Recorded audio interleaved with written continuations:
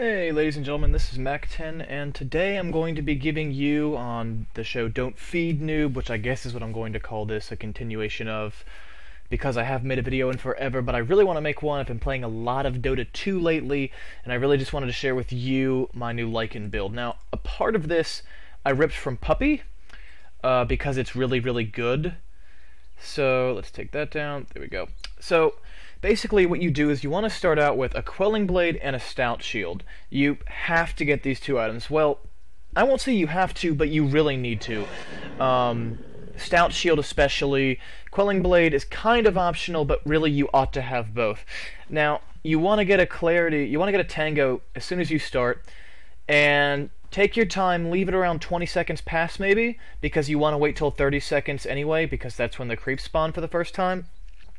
And while you're waiting, you'll tick from the 38 gold you have left from the Quelling Blade, the Stout Shield, and the Tangos to get a Clarity. So you have a Clarity, Tango, Stout Shield, Quelling Blade. So then you started engaging. That is definitely a mistake on my part. I did not mean to let my wolf die. But the idea, actually no, it's okay to let my wolf die here because he's going to expire soon anyway, because he's only got 10 seconds left. But the basic idea is that you want to actually tank a lot of the damage, versus in the past, I'm not sure why I paused the game there, but basically in the past what happened is you wanted your wolves to tank the damage and you just resummon them as quick as possible. Since the wolf summoning cost has been increased by 20 mana per spell cast, and the wolves now have half the health, you want to focus on taking the damage yourself. You can still kill the creeps in the same amount of time, but you don't necessarily have the defense that you had before. So it's a delicate balance of not being a fuck-up like me and getting it right, and summoning your wolves at the appropriate time. See, you want your wolves to tank the damage when they're about to expire, or once you have Vlads when you can just auto-attack and it doesn't matter, you'll just kill the creep camp either way. But in the early stages, you want to split the damage between yourself and the wolves. When I get low, I want to get back and let my wolves take the damage. The duration right now of my wolves is pretty high, 35 seconds left. So I'm just going to start tanking with them right now. Meanwhile, I'm using the Tangos to get my health up. I should pop my Clarity pretty soon, but I didn't, probably because I'm talking to somebody, I don't know. But ideally I should pop my Clarity right here and engage these two creeps with this wolf in the front. In fact, these golems are actually really tough, so I don't think this actually goes that well. My Clarity is going to get knocked off when it's about halfway through. Yeah, so still, I'm not perfect by any means, but I'm winning a lot of games with this build. It's everyone has their own way of playing Lycan. After about the 10-minute mark, Puppy likes to go for a push-heavy build. A lot of pros really like the push-heavy build. In pubs, generally speaking, you'll see carry builds, and I think that the carry build is actually much more efficient in the pub environment. Unless you have someone that's a designated hard carry on your team that you play with, and you know he's going to get all the CS he should, then in general I would say leave it to the pubs, or you can be the pusher. But since generally speaking you don't know who you're playing with, if you go as a pusher, you might be the most farm person on your team, and if you're the most farm person on your team, then you don't want to necessarily go for the pushing build. Now notice pulling the creep camps to your allied creeps, whether you're Dire or Radiant, is still pretty viable, and you still need to do it from time to time. However, it's not as essential as I thought it would be, or as I treated it for the first probably week or so after patch 6.75 came out. Another thing, a couple more things I want to point out before I end this video is that if you're on a pre-made team and you're the established carry, get one of your supports to buy you a Clarity at the start and one of your supports to buy you a Salve. That way you start the game with Stout Shield, Quelling Blade, as you can see these two Clarities, 3 Tangos, or one stack of Tangos, and a Salve. If you start out with these and you use your items properly, you get good creep camps, your timings are well, then you'll actually put yourself into a situation where you'll be almost as fast as before. There's Miss Micro all over the place. I've been playing with a hand brace recently. Ever since Diablo 3, I've had a hand injury, so I play with a hand brace, and my micros back and forth. Sometimes it works, sometimes I click on the wrong thing. But that's besides the point.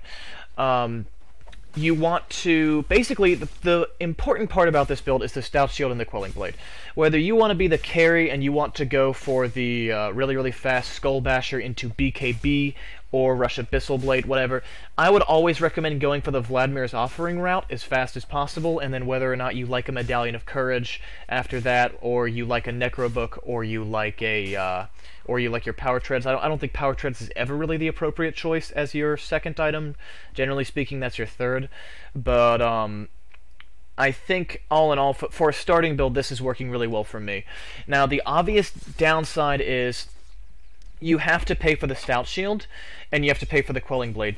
These were items that I didn't get before. Originally, I would start out with 2 Clarities and a Ring of Basilius. I can't do this anymore. The Ring of Basilius plays a role later on because it becomes my Vladimir's Offering. So it does slow down, especially my money, by quite a bit. However, my experience isn't slowed down that much. I'm halfway through level 4, and it's 5 minutes and 15 seconds in. So, as you can see, I've got the Stout Shield, the Quelling Blade, and I just spent my 500 gold on something in the courier. What'd I get? I got a Ring of Basilius and 3 Tangos. So, it's not perfect, but it will make you a viable jungler. The obvious strengths here is that you can still jungle. You will still get experience at a relatively respectable rate. In fact, your experience will be almost what it was before. Like I said, again, your money is what's going to take the hit here because you're going to be killing things slightly slower, but you're going to start out in the hole because of the Quelling Blade, the Stout Shield, and the Tangos, the Clarity. Actually, no, the Clarity you're going to buy anyway, but the Tangos, and you'll also probably buy at least 1 Salve and at least 1, possibly even 2 more Clarities now. So you are slower, you're not going to have nearly as much money as soon as you would, but you can jungle.